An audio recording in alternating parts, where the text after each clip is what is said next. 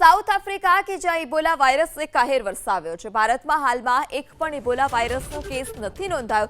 જો કે તકેદારીના ભાગરૂપે કેન્દ્ર સરકારના આરોગ્ય વિભાગ તરફથી માર્ગદર્શિકા જાહેર કરાઈ છે અને તમામ રાજ્યોને તેનું ચુસ્ત પાલન કરવા પણ નિર્દેશ કરવામાં આવ્યો। ત્યારે રાજ્યનો આરોગ્ય વિભાગ સતર્ક બન્યો છે। આફ્રિકન દેશોમાંથી આવતા મુસાફરો ખાસ નજર રાખવામાં આવી રહી છે। અમદાવાદ ઇન્ટરનેશનલ એરપોર્ટ પર સાંજે 6 વાગ્યાથી સવારે 10 વાગ્યા સુધી યુગાન્ડા, કોંગો અને સાઉથ સુદાનથી આવતા તમામ પેસેન્જરનું સઘન સ્ક્રીનિંગ કરાઈ રહ્યું છે।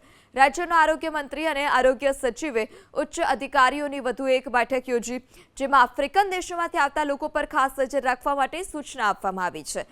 આ ઉપરાંત ડીજીસીએની એનેક્સર 1 હેઠળ આવતી તમામ આંતરરાષ્ટ્રીય ફ્લાઇટમાં મુસાફરો સેલ્ફ ડિક્લેરેશન ફોર્મ ફરજિયાત બનાવવામાં આવ્યું છે। મુસાફરોએ ફ્લાઇટ અમદાવાદ પહોંચે તે પહેલા જ ફોર્મ ભરવાનું રહેશે। સૂત્રોના મતે ટૂંક સમયમાં કેન્દ્ર સરકારનું એર સુવિધા પોર્ટલ પણ ફરી સક્રિય કરવામાં આવશે। ત્યાં સુધી તમામ મુસાફરે એસટીએફ પ્રક્રિયા મેન્યુઅલ ચાલુ રાખવાની સૂચના છે। ઇબોલા વાયરસને લઈ કેન્દ્રની સૂચના બાદ હવે રાજ્યનો આરોગ્ય વિભાગ પણ સતર્ક થયો છે। રાજ્ય આરોગ્ય મંત્રીએ તાત્કાલિક ઉચ્ચ અધિકારીઓ સાથે બેઠક યોજી માર્ગદર્શિકા પણ આપી છે અને ચુસ્ત પાલન કરવા આદેશ કરવામાં આવ્યા।